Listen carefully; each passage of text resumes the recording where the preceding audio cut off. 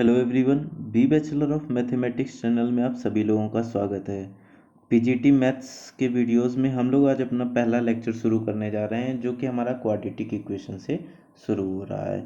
इसी तरीके से जिस तरीके से आज हम लोग क्वाड्रेटिक इक्वेशन को पढ़ रहे हैं, उसी तरीके से सिस्टमेटिक तरीके से हम लोग सारे के सारे वीडियोज़ को भी पढ़ेंगे। तो आइए चलिए बात करते हैं अपने क्वाड्रेटिक इक्वेशन पे। तो सबसे पहले बात करते हैं क्वाड्रेटिक इक्वेशन होता क्या है। लेकिन उससे पहले हम लोग बात करेंगे कि पॉलिनोमियल फंक्शन क्या होता है। तो कोई भी फंक्शन ऐसे समझ लीजिए, इस तरीके से लिखा हो, हमने कहा कि a plus a1 x plus a2 x square. इसी तरीके से अगर हमने माना कि यहाँ पर n टर्म्स जो हैं, तो यहाँ पे x की पावर भी क्या हो जाएगी, n हो जाएगी। जब किसी भी एक फंक्शन को इस तरीके से लिखा जाता है तो इसे क्या बोलते हैं, पॉलिनोमियल ऑफ n डिग्री। अब पॉलिनोमियल ऑफ n डिग्री क्यों कहते हैं, क्योंकि यहाँ पर हम लोग देख रहे हैं कि x की पावर कितनी है, n है। अगर इसी तरीके से ये क्या होता है, यहाँ पर x की पावर n ना हो करके ये लास्ट में x की पावर m तक केवल जाता, तो हम लोग इसे क्या बोलते हैं, पॉलिनोमियल ऑफ m डिग्री। तो हम ऐसा मानते हैं कि अगर आप पीजीटी की तैयारी कर रहे होंगे तो बेसिक तो आपका थोड़ा बहुत ठीक ही होगा, तो इस वजह से हम लोग इतनी बेसिक बातें नहीं करेंगे। तो आइए चलिए बात करते हैं, देखते हैं यहाँ पर। तो ये देखिए यहाँ पर लिखा है कि जो एफ एक्स है, एफ एक्स एन, वो क्या है, it is the polynomial of n degree because the maximum power of x is n, so it is the polynomial of n degree. अब यहाँ पर आप लोग देख रहे होंगे कि यहाँ पर a n minus one, a two, a one, a naught, इनको क्या बोलते हैं। तो ये जितने भी कोफिशिएंट लिखे रहते हैं बाहर, इनको, ये जितने भी a n, a two, a one, a naught, a n minus one, ये जितने भी लिखे हैं, इन्हें बोलते हैं कोफिशिएंट। और ये कोफिशिएंट होते किसके हैं, ये कोफिशिएंट रियल नंबर को रिप्रेजेंट करते हैं, यानी रियल नंबर को रिप्रेजेंट करते हैं। और आप सभी लोग जानते हैं कि जो रियल नंबर होता है उसके अंदर कौन कौन से नंबर्स आते हैं। तो रियल नंबर के अंदर हमारे आते हैं रेशनल नंबर, रेशनल भी आते हैं, और साथ ही साथ इरेशनल नंबर भी आते हैं। यानी इसके कोफिशिएंट जो हैं वो रेशनल भी हो सकते हैं इस पूरी पॉलिनोमियल के, और साथ ही साथ इरेशनल कोफिशिएंट भी हो सकते हैं। उसके बाद में हम लोग जानते हैं कि ये याद रखिएगा, कोई भी अगर इक्वेशन दे रखी हो, जैसे सपोज कीजिए हम लोग अगर क्वाड्रेटिक इक्वेशन मान लेते हैं, तो हमारे पास में क्या आता है, a x square plus b x plus c equals to zero, ये हमारे सामने क्वाड्रेटिक इक्वेशन आ जाती। अच्छा, अब आप लोग देखिए इसमें मैक्सिमम पावर कितनी है, इसमें मैक्सिमम पावर 2 है। तो याद रखिएगा, जो भी मैक्सिमम पावर के सामने वाला कोफिशिएंट होगा, इसको हम लोग क्या बोलते हैं, इसको हम लोग बोलते हैं लीडिंग कोफिशिएंट बोलते हैं। क्या बोलते हैं, लीडिंग कोफिशिएंट बोलते हैं। और याद रखिएगा, अगर आप कोई भी पॉलिनोमियल बना रहे हैं, जैसे कि अगर मान लीजिए आपने कहा कि हम n डिग्री का पॉलिनोमियल बना रहे हैं, तो आपको पता है कि यहाँ पर x की मैक्सिमम पावर कितनी हो जाएगी, x की मैक्सिमम पावर n हो जाएगी। यानी x की पावर n जो है, उसका जो लीडिंग कोफिशिएंट है, ये कभी भी जीरो के इक्वल नहीं होना चाहिए। सपोज करते हैं, अगर हम लोग मान लेते हैं एक क्वाड्रेटिक इक्वेशन लिखी, a x square plus b x plus c equals to zero, हमने इस तरीके से लिख दी एक क्वाड्रेटिक इक्वेशन, और हमने माना a बराबर जीरो हो गया। अगर a बराबर जीरो हो जाएगा तो ये पूरा टर्म किसके बराबर हो जाएगा, जीरो हो जाएगा। तो हमारे पास आंसर क्या आएगा, b x plus c equals to zero, ये हमारी एक इक्वेशन आ जाएगी। लेकिन हमने तो इक्वेशन ली थी, पॉलिनोमियल या इक्वेशन ली थी, वो 2 डिग्री की ली थी। लेकिन अब ये इक्वेशन किस डिग्री की बची है, x डिग्री, यानी 1 डिग्री की बची हुई है। इस वजह से ये देखिए यहाँ पर नेक्स्ट स्टेप पे लिखा है कि an जो है, जो कि लीडिंग कोफिशिएंट है, वो कभी भी जीरो के इक्वल नहीं होगा। क्योंकि अगर वो जीरो के इक्वल हो जाएगा तो हमारा पॉलिनोमियल n डिग्री का ना हो करके फिर हमारा पॉलिनोमियल n माइनस 1 डिग्री का हो जाएगा। तो इतनी बात आप लोगों को समझ में आ गई होगी कि पॉलिनोमियल होता क्या है। ठीक है, इसी पॉलिनोमियल से भी हम लोग क्वाड्रेटिक इक्वेशन की बात करेंगे। अब सबसे पहली बात, जितने भी लोगों को कन्फ्यूजन बहुत ज़्यादा रहती है कि पॉलिनोमियल दिया हुआ है, कोई भी एक पॉलिनोमियल लिखा हुआ है, तो याद रखिएगा कि पॉलिनोमियल का मतलब ये ज़रूरी नहीं होता है कि उसमें x या x की पावर्स का होना बहुत ज़रूरी होता है, ऐसा किसी ने नहीं कहा।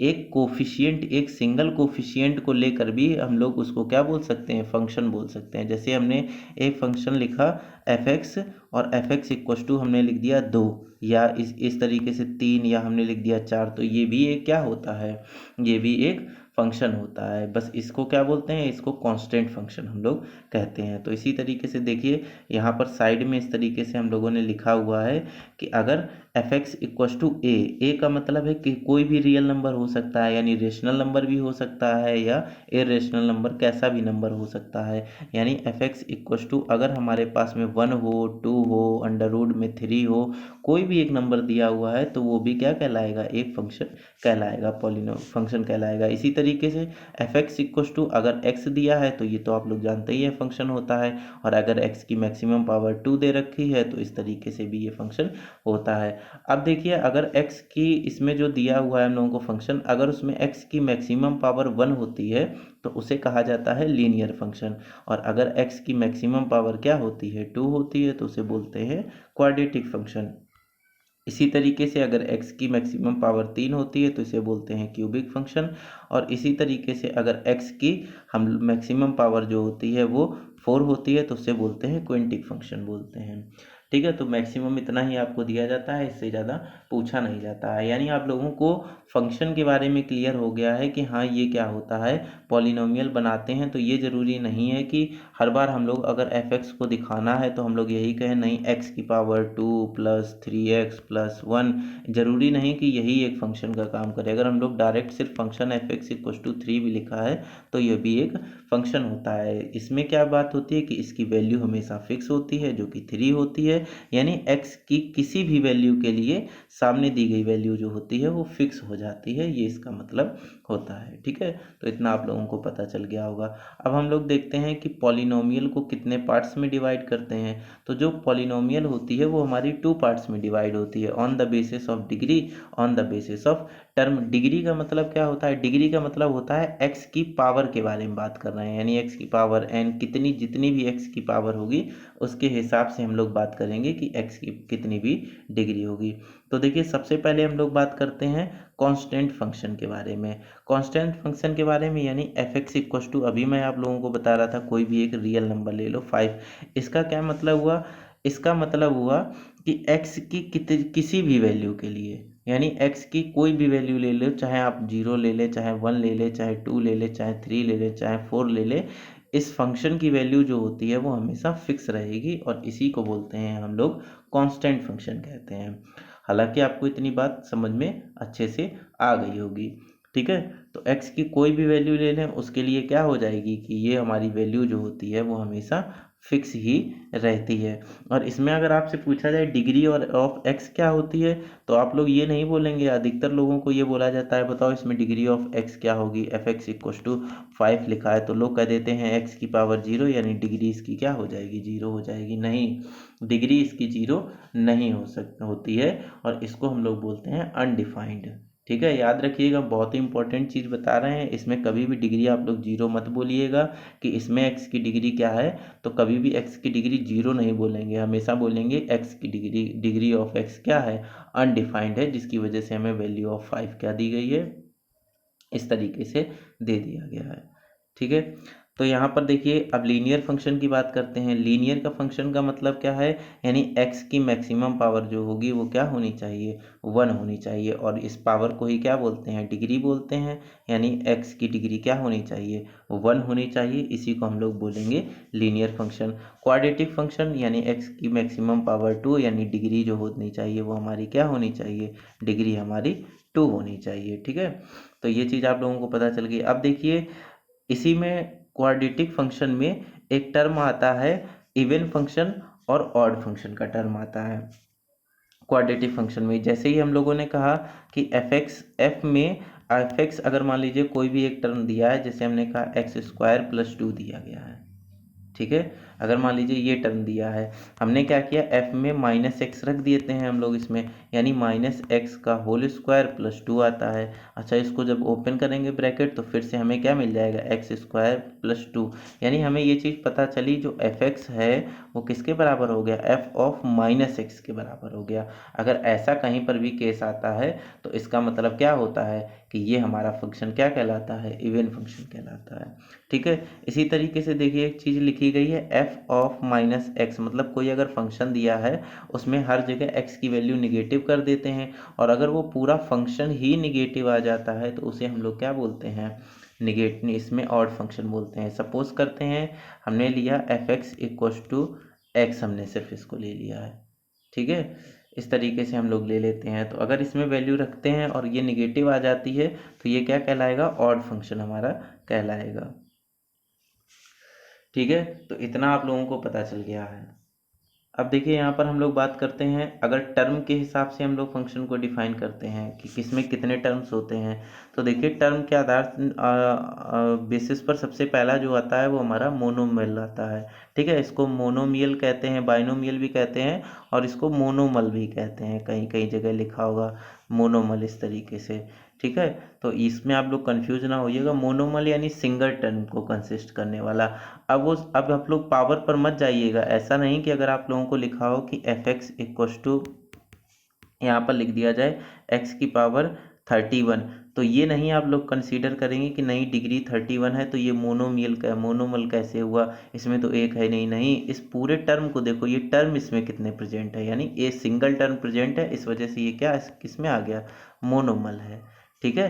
तो इससे हमें सिर्फ टर्म से मतलब है, हमें उसकी पावर कितनी होती है इससे किसी भी तरीके का कोई भी मतलब नहीं है, ठीक है। तो आप लोग इतनी बात को बिल्कुल अच्छे से ध्यान रखिएगा। अब देखिए यहाँ पर एक टर्म ये दिया गया है x प्लस रूट 2x। अब आप लोग कहेंगे कि नहीं इसमें तो दो टर्म दिए गए हैं तो फिर ये मोनोमल में कैसे आया, तो चलिए देखते हैं। x plus under root 2x इस तरीके से आया। अच्छा, इसमें से x कॉमन ले लिया यानी 1 प्लस अंडर रूट 2, इसकी तो एक फिक्स वैल्यू होती है। और देखिए ये x मल्टीप्लाइज में है, मतलब ये पूरा कितना टर्म हुआ, ये एक सिंगल टर्म को रिप्रेजेंट कर रहा है, तो इस वजह से ये भी हमारा क्या हो गया, मोनोमल ही हुआ है। बाइनोमल बाई माने दो होता है, यानी जिसमें दो टर्म प्रेजेंट होते हैं उसे हम लोग क्या बोलते हैं, बाइनोमियल कहते हैं, ठीक है। ट्राइनोमियल यानी जिसमें मोर देन 2 टर्म यानी 3 टर्म्स प्रेजेंट होते हैं उसे हम लोग ट्राइनोमियल कहते हैं। और इसी तरीके से अगर क्या कहते हैं 3 से ज़्यादा पाए जाते हैं किसी भी फंक्शन में, अगर 3 से ज़्यादा टर्म पाए जाते हैं 1 2 3, इसके बाद में कितने भी टर्म पाए जाते हैं तो उसको हम लोग बोलते हैं पॉलिनोमल बोलते हैं। और इसमें पॉलिनोमियल लिखा हुआ है, ठीक है, तो इसको पॉलिनोमल बोलते हैं। अब देखिए कोई भी एक आपने चीज़ पढ़ी होगी कि मोनिक पॉलिनोमियल क्या होता है, यानी मोनिक पॉलिनोमियल क्या होता है। तो अभी तक हम लोग क्या बता रहे थे कि ax² plus bx plus c equal to 0, अगर मान लो ऐसा कोई फंक्शन ले ले और जो ये इसका लीडिंग कोफिशिएंट है, लीडिंग कोफिशिएंट बताया था मैक्सिमम पावर यानी मैक्सिमम डिग्री के फ्रंट में जो कोफिशिएंट होता है उसे लीडिंग कोफिशिएंट कहते हैं। और अगर ये वन हो जाए, यानी अब ये फंक्शन क्या आ जाएगा, अब ये आ जाएगा x² प्लस bx और प्लस सी इक्वल टू 0, ये हमें एक इक्वेशन मिल गई। या यहाँ पे fx रखते हैं तो ये फंक्शन की तरह बिहेव करेगा। तो अब देखो इसका कोफिशिएंट क्या है, 1 है इसका कोफिशिएंट, तो इस वजह से इसे हम लोग बोलेंगे मोनिक पॉलिनोमियल बोलेंगे, ठीक है। तो यानी हम लोगों को पता चल गया, अगर जो भी कोई पॉलिनोमियल दिया है तो अगर उसका लीडिंग कोफिशिएंट यानी मैक्सिमम पावर के फ्रंट वाला कोफिशिएंट अगर 1 हो जाता है तो उसे हम लोग क्या बोलते हैं, मोनिक पॉलिनोमियल बोलते हैं। तो मेरे ख्याल से इतनी बात आप लोगों को पूरी क्लियर हो गई होगी, स्पेस से रिलेटेड जितनी भी बात मैंने आप लोगों को बताई है। अब हम लोग बात करते हैं quadratic function and quadratic equation. What is the difference between quadratic function and quadratic equation. अच्छा, हम लोग मानते हैं एक कभी कभी आप लोगों ने देखा होगा कहीं पर दिया होता है fx equal to ax² plus bx plus c, इस तरीके से लिखा रहता है। और कहीं कहीं आप लोग देखते हैं कि ax² plus bx plus c equal to 0 ऐसे लिखा रहता है। तो जो हमारा ये फर्स्ट वाला टर्म ये जो मैंने लिखा हुआ है इसको क्या बोलते हैं, इसको बोलते हैं क्वाड्रेटिक फंक्शन। और जो हमारा ये सेकंड वाला इक्वेशन दिया गया है जिसमें फंक्शन जो होता है यानी फंक्शन जो होता है वो इक्वल टू 0 के हो जाता है, उसे हम लोग बोलते हैं क्या, क्वाड्रेटिक इक्वेशन बोलते हैं। तो देखो सेम चीज़ यही इसमें लिखी हुई है पूरे में कि fx इक्वल टू क्या दिया है, ax² plus bx plus c is quadratic function. Why it is quadratic function? Because fx is not equal to 0, that's why ax² plus bx plus c is a quadratic function. But when fx is equal to 0 it becomes quadratic equation. Why it becomes quadratic equation? देखिए नीचे यहाँ पे ये reason लिखा है, because ax² plus bx plus c is equal to 0। देखिए अब हम लोग बात करते हैं इसमें, तो आप लोगों को डिफरेंस पहले पता चल गया क्वाड्रेटिक फंक्शन और क्वाड्रेटिक इक्वेशन में क्या डिफरेंस होता है। ठीक है, अगर कोई भी इक्वेशन इक्वल टू जीरो के बराबर लिखी है so that is called quadratic equation, but अगर कोई भी मतलब इक्वेशन लिखी है वो एफ एक्स के बराबर दी है, उसको इक्वल टू जीरो नहीं किया गया है, so it is called quadratic function. अब हम लोग बात करेंगे zeros of polynomial. Zeros of polynomial के बारे में बात करेंगे। तो देखिए इसमें दो टर्म आते हैं, एक तो हमारे पास आता है रूट, एक हमारे पास आता है रूट और एक आता है जीरोस। तो what is the difference between root and zeros? कई लोग कहते हैं कि sir root and zeros both are same. गलत, बिल्कुल गलत, ऐसा नहीं होता है। रूट और जीरो सेम नहीं होते हैं। देखिए सबसे बड़ी बात क्या होती है, जैसे मान लीजिए अगर हम किसी भी क्वाड्रेटिक इक्वेशन को सॉल्व करते हैं, जैसे a x square plus b x plus c is equal to zero, ऐसी कोई भी हमारे पास इक्वेशन थी, माना अगर हम लोग इसको सॉल्व करते हैं तो हमें मान लेते हैं कि ये कोई और इक्वेशन रही होगी, तो इसकी वैल्यू एक्स की वैल्यू 1 एंड एक्स की वैल्यू हमें 2 मान लीजिए मिल गई। तो जब क्वाड्रेटिक इक्वेशन को ध्यान से सुनिएगा, जब क्वाड्रेटिक इक्वेशन को सॉल्व करते हैं तो जो x की वैल्यू हमें मिलती है उसे हम लोग कहते हैं रूट। फिर से मैं कह रहा हूँ, जब हम लोग क्वाड्रेटिक इक्वेशन को सॉल्व करते हैं और फिर हमें जो x की वैल्यू मिलती है दैट इज कॉल्ड रूट। लेकिन जब हम लोग किसी फंक्शन में x की वैल्यू जो पुट करते हैं, जैसे सपोज कर लीजिए मैंने इस तरीके से बताता हूँ, ये लिखा है एफ एक्स इक्वल टू, यहाँ पर मैंने लिख दिया x square minus 3x plus 2, इस तरीके से लिखा है, यहाँ पर लिखा हुआ है। ठीक है, आप सभी लोगों को दिख रहा हुआ है यहाँ पे। अब मैंने क्या किया, यहाँ पर x इक्वल टू मैंने f हमने क्या माना, x की जगह मैं 1 पुट कर देता हूँ। ठीक है, तो यहाँ पर क्या यानी 1 का स्क्वायर माइनस 3 इंटू 1 और प्लस 2, इस तरीके से आया। अब यहाँ पे आया 1 माइनस 3 और प्लस यहाँ पे 2 आया, यानी देखिए यहाँ पर 3 माइनस 3 ये आया और दैट इज इक्वल टू 0। मतलब x की वो वैल्यू फंक्शन में रखें जिसको पुट करने के बाद में फंक्शन का वैल्यू, जो भी फंक्शन हमें दिया हुआ है उसकी वैल्यू 0 के बराबर आ जाए। तो जिस वैल्यू को पुट करने पर 0 के बराबर आ गई उसे क्या बोलते हैं, जीरोज ऑफ पॉलिनोमियल बोलेंगे। क्या बोलेंगे, जीरोज ऑफ पॉलिनोमियल बोलेंगे। मतलब डिफरेंस है दोनों बातों में। फर्स्ट बात में मैंने क्या कहा, अगर किसी क्वाड्रेटिक इक्वेशन को हम लोग सॉल्व करते हैं तो x की जो वैल्यूज मिलती हैं उसे रूट्स ऑफ इक्वेशन कहते हैं। बट x की जिस वैल्यू को रखने पर कोई भी पॉलिनोमियल सेटिस्फाई हो जाता है that is called zero of that polynomial. ठीक है, सेम थिंग मैंने इसमें लिख दी है, आप सभी लोग देख सकते हैं यहाँ पर इस आर्टिकल के अंदर। देखिए पूरा का पूरा लिखा हुआ है, राइटिंग खराब हो तो उसके लिए मुझे माफ़ कीजिएगा। Roots are the values of x, root जो होती हैं वो एक्स की वो वैल्यू होती हैं जो क्या करती हैं, सेटिस्फाई करती हैं इक्वेशन को, और उसे क्या कहते हैं, zeros are the values of x for which polynomials become zero, जिसकी वजह से क्या हो जाता है, पॉलिनोमियल की वैल्यू जीरो आने लगती है। ठीक है, और रूट्स ऑफ इक्वेशन क्या होते हैं, roots of equation and zeros of polynomial function. ठीक है, और रूट्स ऑफ इक्वेशन क्या होते हैं वो मैंने आप लोगों को बता दिए। तो देखिए यहाँ पर वही उसी से रिलेटेड एक एग्जाम्पल भी आप लोगों को दिया हुआ है, ये एग्जाम्पल दिया हुआ है जिसमें f x equal to x square minus 5x plus 6 रखा गया है। ठीक है, इस ये क्या है, क्वाड्रेटिक फंक्शन है। क्यों, because it is not equal to zero, but it is quadratic equation because function is equal to zero. अब आप लोगों को quadratic function and quadratic equation में किसी भी तरीके का कोई भी आप लोगों को कन्फ्यूजन नहीं रहेगा। ठीक है, तो अब यहाँ पर देखिए आप लोग, यहाँ पर जब हमने 2 रखा तो हमें क्या वैल्यू मिली, फंक्शन की 2 पर वैल्यू 0 मिल गई, और सेम हमने फंक्शन में 3 वैल्यू रखी उस पर भी हमें 0 मिल गई। तो ये हमें, अब देखिए यहाँ पे 2 और 3 से ज़्यादा रूट नहीं हो सकते हैं। क्यों नहीं हो सकते, तो आप कहोगे कि आपने इतने ही क्यों चेक किए, बिकॉज यहाँ पर देखो x की मैक्सिमम पावर 2 है, तो हमें मैक्सिमम जीरोस के नंबर कितने मिल सकते हैं, 2 ही मिल सकते हैं। तो 2 और 3 क्या कहलाएगा, जीरोस ऑफ फंक्शन कहलाएगा। लेकिन जब हमने इस इक्वेशन को सॉल्व करेंगे या x बराबर 2 रख करके देखेंगे तो ये 0 आ रहा है, 0 के बराबर, या इसको सॉल्व करेंगे तो हमें x की वैल्यू 2 मिलेंगी, x इक्वल टू 2 मिलेगा और x इक्वल टू 3 मिलेगा।